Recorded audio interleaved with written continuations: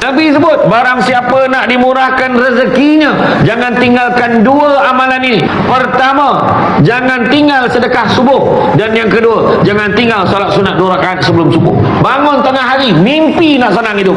Nabi sebut dah pada Fatimah, wahai putriku Fatimah, waktu pagi itu Nabi nampak anak dia tengah baring-baring. Wahai anakku Fatimah, bangkitlah, bangunlah daripada tempat tidurmu. Janganlah kamu menjadi seperti kebanyakan orang, kerana sesungguhnya Allah mengurniakan rezeki sebanyak-banyaknya daripada subuh sampailah terbit matahari. Itu sebab sedekah subuh dia tak sebut mesti bagi RM10, RM50, bagi 50 sen, bagi RM1, ikutlah kemampuan kita. Bawa masuk dan tabung untuk kelenting 10 sen, bagi, tapi buat hari-hari, tengok macam mana berubah tak berubah hidup kita. Tuan-tuan mengungut, tu lah kan susah lah, tak tahulah hidup sudah macam ni, apa tak boleh, tu tak jadi, ni tak jadi, macam mana nak buat ni, puncanya tak jaga subuh, salah satunya.